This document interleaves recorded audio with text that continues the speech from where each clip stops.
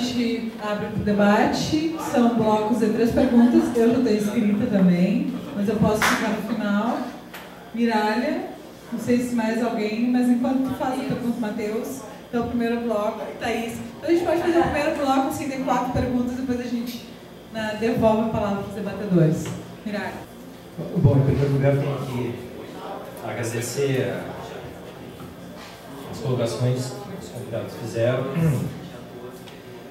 E eu acho que compartilho assim, uma espécie de inquietação que foi colocada pelas considerações que foram apresentadas.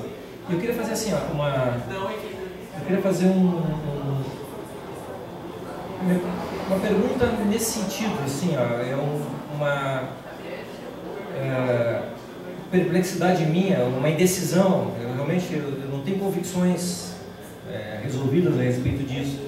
Eu me lembro, nem todos talvez se lembrem disso assim, mas no seriado Jornada das Estrelas, o da TV, não as coisas que passaram no cinema, né? Perderam um pouco esse espírito que tem desse seriado da década de 60, que tinha aquela coisa de nós vamos pesquisar o universo, encontrar novas civilizações, novas culturas, mas a gente nunca vai poder interferir, sabe? Esse era um dos lemas, né? Nunca interferir.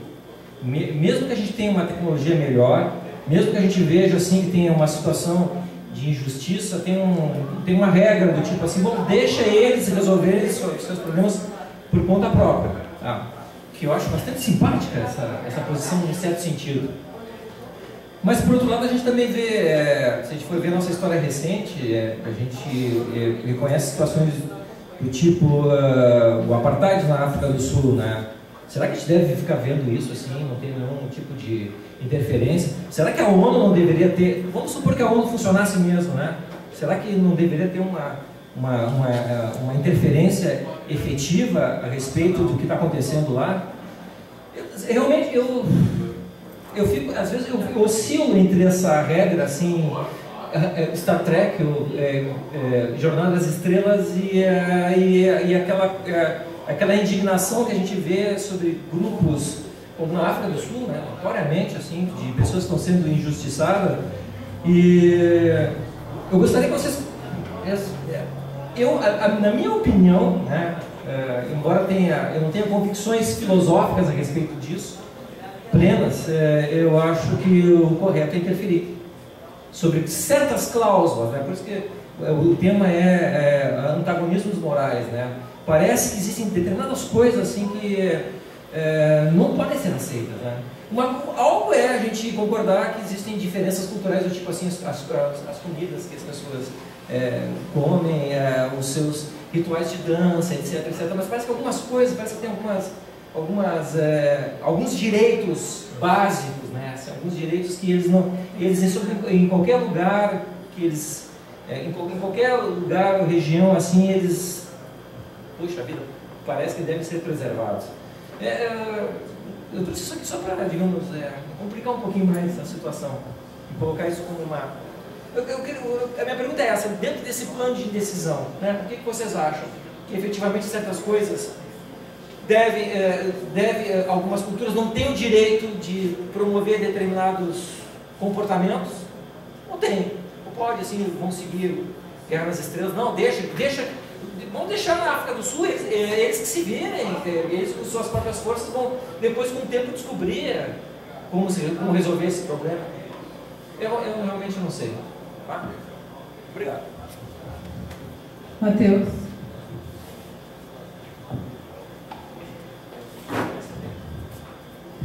A minha fala tem um pouco uma certa relação também com o que o Miralha falou agora, né? Porque me veio à cabeça durante a fala dos dois professores que na filosofia nós temos duas tradições, assim, quando falam de questão de cultura, nós temos especialmente quando se fala em multiculturalismo, né? E as aporias que carregam com ele, né? Os antagonismos morais, nós temos uma tradição que é universalista, né? Então existem alguns direitos fundamentais do ser humano, vamos nos reportar assim a Kant, né? Tem alguns deveres que devem ser cumpridos, né? A questão da dignidade humana, etc. Existe uma questão de referências que cada um carrega consigo, né? Referências de sua criação, referências de sua comunidade. O fato é que, quando nós falamos em referências, e essas referências devem ser respeitadas a partir do momento em que elas são importantes para algumas pessoas, as relações que elas têm, como o Miralha falou, a comida, a dança, eu iria até abordar outra questão, a relação que elas têm com a terra, sabe? Porque agora há pouco eu falava com o professor Blaud, né? Para algumas comunidades não se pode falar em vou vender a minha terra, porque como assim a terra, ela não é produto de venda, ela é minha mãe ou minha irmã, para algumas comunidades indígenas talvez, né? Bem, mesmo defendendo uma postura de que deve existir um culturalismo, no sentido de respeitar as diversas posições culturais possíveis no mundo, por trás dos culturalismos existem indivíduos que são atores e autores dessas culturas e que talvez não se sintam representados dentro desse universo cultural, porque dentro do universo cultural a cultura ela pode ser um escudo, ela pode ser um lugar onde tu te sente em casa, mas ela pode ser aquilo também que cerceia a tua liberdade de indivíduo. E aí também não coloco nem como uma pergunta, mas como uma questão que eu considero importante a ser discutida. Eu vejo que a questão do multiculturalismo carrega dentro de si o que a gente chama em filosofia como uma aporia. Uma aporia, o que é isso? Né? Uma questão que não se resolve. Ela termina num vácuo. Como é que tu resolves a questão de valorizar uma identidade cultural e valorizar um indivíduo dentro de um núcleo cultural que não se sente identificado com os cânones morais que a cultura que o cerca, né, lhe impõe. E de certo modo, essa cultura ela pode ser cerceadora. E aí eu penso assim, puxando a lenha para o meu assado da filosofia, né? Um dos caras é o Habermas, que vai falar bem, existem várias posições e que essas posições elas devem entrar numa discussão de qual seria o discurso mais aceitável, né? Racionalmente melhor posto para ser válido em caráter pretensamente universal. E a gente vê uma perspectiva de universalidade que às vezes eu vejo como não existe um problema atrás dessa pretensa universalidade, uma forma de culturalismo mascarada de universalismo. E eu vejo uma outra postura de um cara que me é muito caro, o Michel Foucault, que ele coloca que não há problema algum em existir normatividades, desde que elas nunca sejam rígidas, desde que elas nunca comportem dentro de si possibilidades de contestação e de que exista um elemento contraditório e diga assim, ei, essa cultura, ok, ela tem certas normatividades a serem respeitadas, mas ela não me representa enquanto individualidade somática, né? E eu quero ter o direito de estar fora disso e de ter possibilidade de dizer não para algumas questões que são culturalmente aceitas, né? Então eu vejo como não existe uma resposta, porque a questão já é aporética por si só, né? Mas existe uma possibilidade de nós abrirmos os olhos que dentro de culturas as mais diversas existem multiculturas dentro daquilo que a gente considera uma cultura, que existe infinitas possibilidades relacionais de ser, pensar e agir, e abrirmos os olhos para que as pessoas sejam aquilo que mais se aparente com o que elas sonharam para si, que desejam para si, né? Então não é nenhuma pergunta, talvez uma provocação para uma continuidade no debate, né? E vejo assim bastante humildade da parte do professor Blaud de colocar que não há uma resposta, porque de fato eu desconfiaria de alguém que tivesse uma resposta, uma questão tão densa e tão tensa, né? E acho muito interessante da tua fala, Maria, assim, quando começasse a falar, tu tem esse arcabouço da antropologia, que a filosofia tenta lançar leis gerais, enquanto a antropologia coloca para o filósofo, ou para o pretenso filósofo, olha, aquilo que você está dizendo não se aplica para a comunidade tal, né? Vocês fazem estudos muito casuísticos, né? Para mostrar, né, que a filosofia não é a senhora do mundo, a ciência não é a senhora do mundo, e que existem tantas possibilidades de ser, pensar e agir que estão muito além de qualquer diagnóstico que a filosofia ou a ciência possa propor, e que eu acho que a antropologia, embora não tenha pretensões universais, faz isso muito bem para nos puxar no freio. Thaís.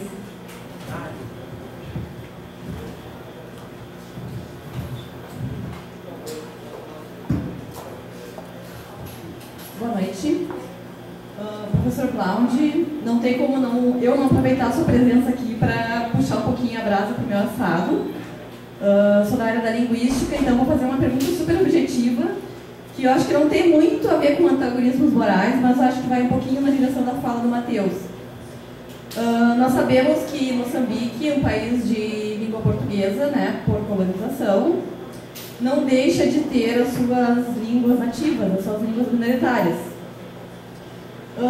Eu gostaria que você falasse um pouco sobre o estatuto dessas línguas dentro do país, tanto na literatura, na produção da literatura, quanto na produção, divulgação de informações oficiais dentro do país. É isso. Ok. Bom, eu tenho uma pergunta, assim, que vai um pouco na direção da fala do Miralha e do Matheus também, acerca do debate entre universalismo e multiculturalismo, ou pluralismo cultural, ou o que a gente chama também na filosofia contemporânea de particularismo. Né? Quer dizer, o debate acerca da justificação de questões políticas, morais, éticas, né, a partir de uma determinada comunidade moral, né, e algumas correntes vão dizer, olha, isso se esgota aí, ponto final, né, e por outro lado, uma corrente universalista, de caráter universalista, que vai, como o Matheus colocou, chamar a atenção para um filósofo bem conhecido, né, da filosofia moderna, Immanuel Kant, que é um idealista, é um filósofo ocidental, machista, etc, etc. Isso, sem sombra de dúvidas, a gente tem que reconhecer, mas que sobrevive até hoje os insights desse pensador, não por causa dos seus pensamentos machistas, né, por causa dos seus insights homofóbicos, etc, etc, mas devido à sua filosofia de caráter universal. Né? Bom, esse é o debate que se tem hoje, né, em toda essa questão. Eu já dei uma provocada, assim, uma cutucada no Blanche na terça-feira, quando ele falou sobre filosofia africana, em relação à questão da mulher. Né? Por quê? Porque em Moçambique, eu estive lá há poucos dias, eu espero ficar um pouco mais, se a CAPES me permitir, um pouco mais no próximo ano, mas mesmo assim, em pouco tempo já deu para perceber um pouco digamos, a sociedade que é um pouco mais conservadora, né? Não sei se felizmente ou infelizmente, isso não é juízo de valor, mas isso deu para perceber que é uma sociedade mais conservadora do que a sociedade brasileira. E em termos assim, de sociedade conservadora, eu levanto duas questões. Uma em questão em relação à homofobia, né? Que aparentemente não é algo assim explícito, mas a gente não vê, por exemplo, duas mulheres ou dois homens, né, livremente caminhando, manifestando a sua vontade de viver com aquela pessoa amada que é do mesmo sexo. A gente não vê isso em Moçambique, a gente vê um certo pudor, um certo receio. Eu senti que essa questão ainda é um tabu em Moçambique, né? E também em relação à mulher, não posso deixar de mencionar isso, né? A Ana Alanda está aqui, achei que ela tinha fugido. Ela terminou um TCC agora sobre a questão, né, do feminismo. E isso é um debate assim, que me chama muita atenção, porque em Moçambique cabeça, trouxas de roupa na cabeça, pesadas, horríveis, assim, né? Tu sentia aquelas mulheres, assim, um sofrimento pacífico. Eu perguntava, como assim? E os caras lá vendendo artesanato, sei lá, fazendo o quê, numa boa, né? Eu ficava pensando, pô, né? O que está acontecendo aqui? Bom, a questão é, se a gente vai assumir o pluralismo cultural, o pluralismo, né, o multiculturalismo, e aí um multiculturalista, né, ferrenho vai dizer, olha, não se disputa sobre questões morais, cada tradição é uma tradição, ponto final. E eu vou dizer, bom, ok, eu acho que, de fato, a filosofia, o ponto de partida e o ponto de chegada tem que ser a vida real. Não há outra forma a não ser essa de se fazer filosofia.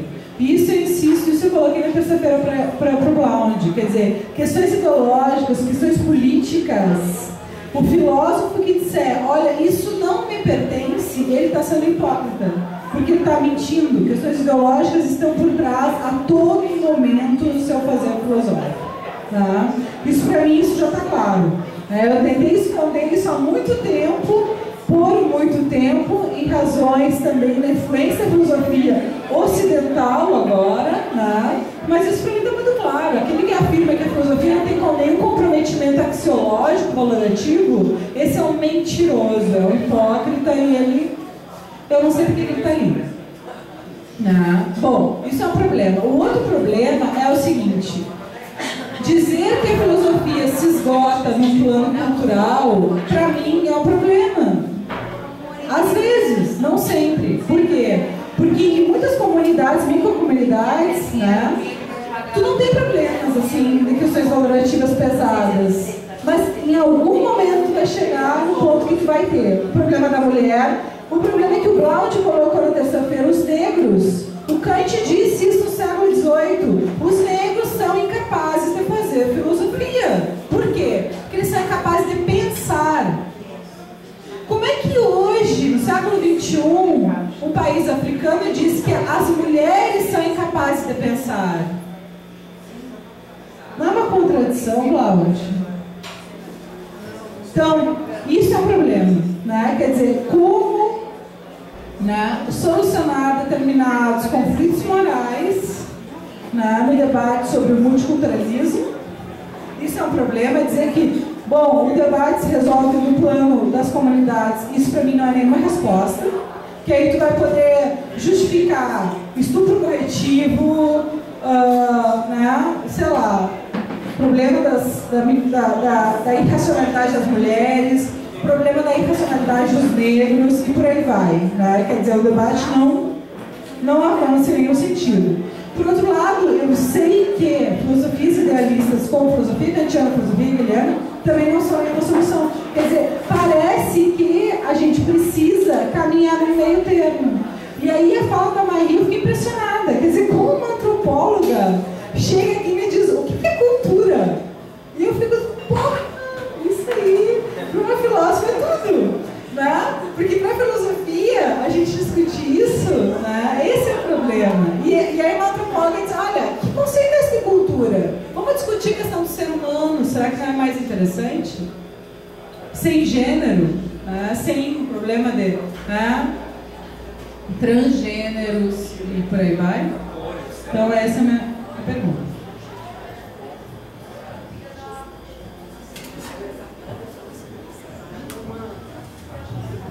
Bem, eu não sei se vou responder. Eu tenho um hábito que é muito errado. É que não consigo dar respostas acabadas. Eu provoco as pessoas. Eu vou provocar, na medida em que vou dar respostas. Eu vou dizer o seguinte: Pilotas não é Brasil. Se nós eliminarmos Pilotas, Brasil continua. Mas se nós eliminarmos Brasil, Pilota não existe. Entenderam essa analogia? Flávia não conhece Moçambique. Flávia esteve na cidade de Maputo. E Maputo não é Moçambique. Moçambique não é Maputo. Isto quer dizer o quê? A nenhum dado momento, na minha explanação, eu disse o que deve fazer uma mulher em Moçambique. A nenhum momento. Mesmo na minha explanação sobre a filosofia africana, também não disse isso. O professor estava... Vou fazer uma ligação. O professor questionou inteligentemente, mas de uma forma hesitante. Percebi a sua hesitação, mas é uma hesitação inteligente. Se nós podemos ou não intervir, se nós virmos que uma sociedade, um país está a fazer uma coisa em que universalmente é condenável, podemos intervir ou não? É a pergunta que o professor fez. Muito bem. Eu acho que, de uma maneira também muito tímida, vou tentar responder.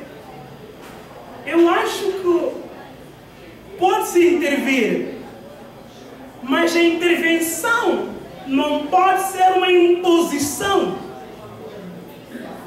Tomar o espírito de superioridade. É preciso que, na minha intervenção, haja diálogo. A comunicabilidade é a chave de tudo. Agora, se nós intervirmos na perspectiva ou de fazer entender o outro que eu sei mais, ou eu sou melhor que ele, aí não. É a resposta que eu diria. África é um continente. Moçambique faz parte da África. África é muito extensa. Claramente a multiculturalidade reside aqui. Em África, ou mesmo em Moçambique, vamos pegar isto, tem muitas culturas. Professora, depois vou chegar à sua pergunta. Vou começar. Em Moçambique há muitas culturas. Moçambique está dividida em 3 zonas. Temos zona sul, zona centro e zona norte. As culturas entre essas zonas são diversificadas. Não é? Então, o que estamos a tentar dizer aqui, para além dessas culturas, é preciso que um de zona sul respeite um de zona centro, um de zona centro respeite de zona norte, mas todos que vivam como moçambicanos, na sua diferença. É a particularidade que faz a universalidade. Eu disse isso também na terça-feira, no dia que eu fiz. A particularidade faz a universalidade. O respeitar, que estamos a tentar dizer, o viver junto, tem que existir esse elemento de respeitar o outro, aquilo que ele faz, aquilo que ele gosta. É uma opção. Mesmo o casamento dos gays, isto é uma opção de vida. É uma opção de vida. Ninguém pode dizer que você... Mas atenção, o fato do Brasil aprovar na lei não significa que todos devem compreender da mesma maneira. Não. E eu recordo muito bem quando esta lei foi aprovada na França. Eu estive na altura em Paris. Óbvio, vocês acompanharam todos. Não foi fácil. Agora foi aprovado neste mandato desse presidente, como se chama, o novo presidente de França, como é? Hollande. No mandato do Hollande, que foi aprovado essa lei. Mas reparem, qual foi a reação da sociedade? Houve greves e greves, manifestações. Foi um impacto. Algumas pessoas não aceitavam, não acreditavam. Não quer dizer que isto digamos, fosse o impossível. Não. As pessoas têm que entender que é uma opção. Mas quando eu entendo que é uma opção, não posso obrigar aquele que não entende, tem que entender. Não. É ali onde nós temos que ter essas capacidades. Porque a África tem os seus princípios e vai continuar a ter. E tendo esses princípios, não estamos a dizer que a África pode viver perpetuamente com... Não!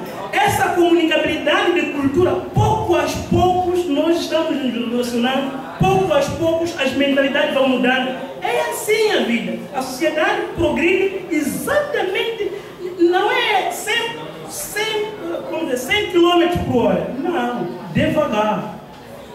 Devagar. Eu acho que poderia responder neste sentido e que em Moçambique, professora Flávia, a mulher, acho que já falamos aqui dos movimentos, a professora, minha colega, falou que agora multiculturalismo não se restringe apenas na cultura, o encontro entre, mas há muitos movimentos. Temos que perceber que existem movimentos dentro dele. Falou a minha colega isso. Em Moçambique, a mulher, digamos, é a pessoa, em termos de poder, que está ocupada em espaços mais elevados. Até a presidente da Assembleia da República em Moçambique é uma mulher. A presidente da Assembleia da República é uma mulher. Nós temos ministras em Moçambique. Isto não é um sinal de dizer que estamos a inferiorizar a mulher. Acho que não. Acho que não. Em relação às línguas nativas,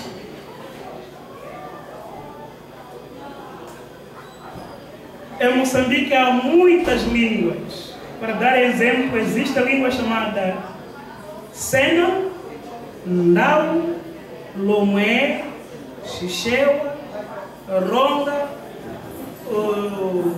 Nhungwe, muitas línguas, acho que são 15 ou 16 línguas, só dentro de Moçambique. Não é? Essas línguas, quando a colonização, quando o português invadiu o terreno moçambicano, diziam que eram línguas do indígena. Diferentemente quando o inglês invadiu o Zimbábue, quando invadiu a África do Sul. As línguas nativas foram respeitadas. Por isso hoje o sul-africano fala Zulu. Mesmo no serviço, fala Zulu. Por isso hoje o zimbabueano fala a língua dele. Por isso hoje o malauiano fala Nhungwe. Porque os ingleses respeitaram, diferentemente dos portugueses. Os portugueses disseram que não, se vocês querem a civilização passa pela renegociação da sua língua. Atenção aqui, repara, nós temos um moçambicano, temos dois tipos de moçambicano. Um moçambicano que tinha nacionalidade portuguesa, porque Moçambique era província, e temos um moçambicano que nunca conheceu Portugal, é moçambicano de fato. Temos duas identidades, não é? Essa identidade de duas, Portugal e Moçambique, está a acabar, não é? Está a ficar, de facto, uma nova geração. Negar a língua, o que significa para um povo?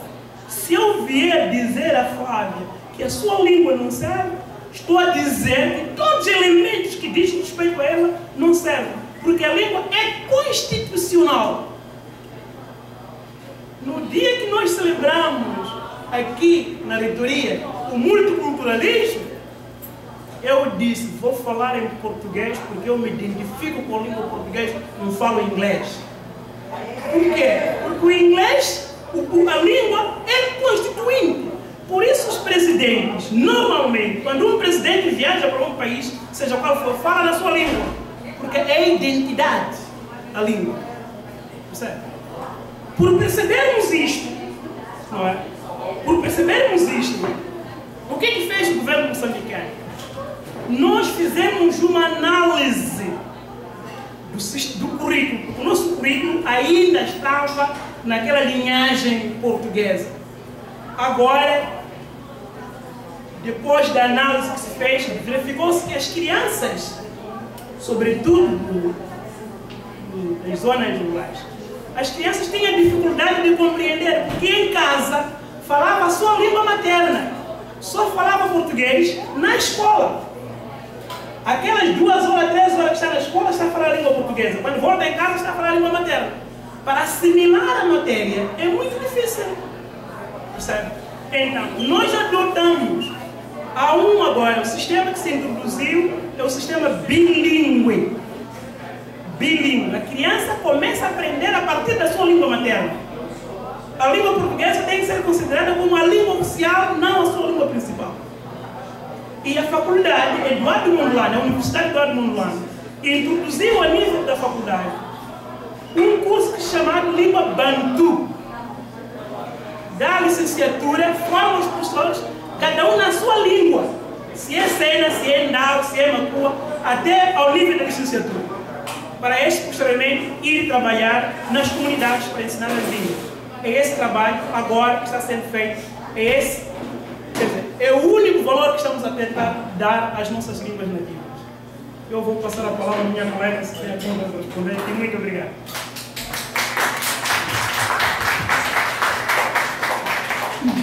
Marie, antes que comece, eu quero te fazer uma pergunta assim. Ó. A gente sabe que tem tribos no Brasil que promovem infanticídio. O que tu acha a respeito disso? Assim, devemos ou não interferir? Nós, como cidadãos brasileiros? Bom, antes de responder a pergunta, em relação, sabe-se que promove infanticídio, como uma coisa factual, assim, primeiro, preciso saber, promovem mesmo infanticídio? Promovem mesmo o infanticídio? Essa é a primeira questão. Tem que cuidar também, existe uma... Digamos que promove, tá? Digamos que sim. Tá? Pode ou não pode? Antes de chegar, eu não vejo essa aporia que vocês estão colocando. Talvez haja um certo desentendimento sobre alguns pontos onde a gente está vendo algumas questões.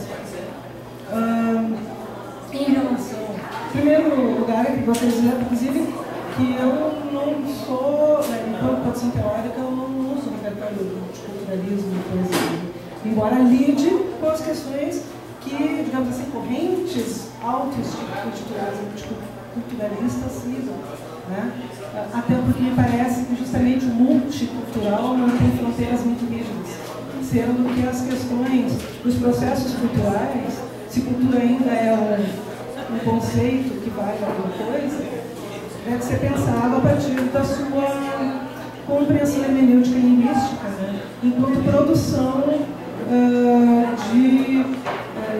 uma produção de sentidos que partilhamos e não como software que nos coloca como se fossem programas em que a gente assume, mas enquanto uma produção autoexcludente. Muitas vezes, sim, uma reprodução social, claro, inclusive disso depende, talvez, da organização das sociedades, das suas mínimas detalhes, né? Certas instituições, para funcionar, elas precisam ter uma certa perenidade de reconhecimento do que é determinado, né? Agora, a questão do multiculturalismo, até onde eu compreendo, ela é muito mais um movimento que se dá de uma produção, ao mesmo tempo teórica, mas ao mesmo tempo política. E que vem desse movimento pós-Segunda Guerra Mundial, pós a desconstrução dos grandes narrativas dos Estados nacionais, com a colocação do problema da emergência de grupos que não têm reconhecimento, não têm uma viabilização. Grupos, por exemplo, camponeses, famílias camponesas negras, que hoje são nomeados quilombolas, e que até então não são lá da família tal e da família tal que vivem no campo, né? Então, são movimentos que têm um elemento político muito forte, mas que é um elemento também que lida com a questão das questões da imposição de regras, da imposição de valores, da imposição de certos, de uma visão de visões de mundo também. Tá? Então, bom, isso é um problema do mundo, isso não é nenhum multiculturalista que inventou, e não é também ninguém que defende a diversidade cultural que inventou. Essas questões, elas se dão em termos assim acontecimentos, dos fenômenos, né, dos desenrolar da sociedade, dos fenômenos históricos. É verdade, quer dizer, é possível pensar assim, que a nossa própria concepção teórica de como pensamos essas diferenças e como pensamos, como se constituem essas identidades, elas também são performativas para ajudar a construir essas identidades. Vou dar um exemplo. Os trabalhos de antropólogos sobre terreiros candomblé, eles ajudaram a formatar o que é a ideia dos candomblés mais autênticos, né? A ponto de vários casas, terreiros, pais de santos solicitarem antropólogos para fazerem uma estilografia do seu caso, né, da sua terreiro, da sua casa de santo, para que tenha uma legitimidade diante do que é o autêntico candomblé. Só para dar um exemplo. E aqui outros tantos se adequam a partir da própria literatura, né? Os movimentos, há uma intertextualidade entre a produção teórica. Bom, dito isso, eu quero dizer o seguinte: há uma dinâmica, há essa relação de diálogo, as fronteiras não são estanques, e aí a pergunta que me diz, bom, diante de determinadas condições, se há alguma coisa de escolha? Sim. Sim. Acho que não é essa, pelo contrário, do que eu compreendo desses movimentos multiculturalistas, eles fazem justamente uma adesão àqueles que segundo os minoritários. Por exemplo, o segundo minoritário foi um grupo nazista. Né? Eu conheci uma antropóloga, vi inclusive uma palestra, uma exposição dela, em que ela pesquisava neonazistas pela internet. E foi uma polêmica na exposição, porque ela, ao expor todo o trabalho de campo dela, ela conseguia realmente localizar páginas da aspas escondidas, assim. Depois que ela entrevistava, ela entregava para a Polícia Federal. Então, tem um problema ético, tem uma própria pesquisa e tem uma questão de uma opção. Então, a questão da decidibilidade de alguns critérios, bom, isso é uma coisa que acho que não é ciência que faz, é uma questão ética, é uma questão de reflexão mesmo, política, e ela é da filosofia, ela se nutre acho, da produção desses trabalhos. Né? Sobre, por exemplo, me lembro da questão de feministas islâmicas. O quanto se sentem violentadas do ponto de vista simbólico por feministas de tradição cristã, católica, onde elas dizem, vocês não entendem para nós a importância de como nós pensamos no nosso corpo. Nós estamos sim pensando na questão da condição do gênero feminino, mas não a partir de uma visão cristã. A burca para nós não é problema. E aí, lembra um ponto, por exemplo, a imposição, já que citamos, a professora citou a França, a imposição daquela lei da burca, né? A lei de que não se pode, não é burca, na verdade o nome é outro. Agora me falta, mas enfim, não poder usar em espaço público, sobretudo em escolas. Confere um sentido identitário para aquele grupo. Confere um sentido, e aí a gente vê a exposição de uma violência, de um laicismo francês, que na verdade é um ativismo militante de um ateísmo. Aí é aquilo que eu estava falando, né, que parece assim um pseudo-universalismo, na verdade é um comunitarismo francófono, mascarado de um universalismo. Mas é uma ideia de Estado diferente também.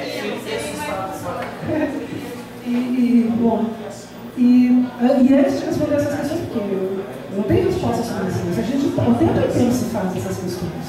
O tempo inteiro, por exemplo, o Talibã, né, as mulheres no Talibã, a condição feminina no Talibã, na sociedade, antes da intervenção, pelo menos, é uma condição de que, dependendo se não tem um homem, seja um filho, um parente, um marido, um pai, um tio, um irmão que te sustente, na tua família tiver apenas mulheres, tu vai morrer porque não pode trabalhar e tu não pode se autossustentar.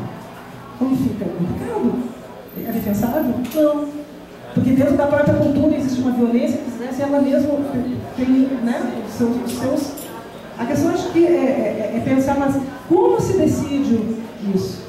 Aí para mim esses processos, valor, a questão são valor democráticos e dialógicos. São democráticos, e aí a questão do valor. Eu queria falar sobre a questão do individualismo. O individualismo também é uma produção cultural, só digo isso.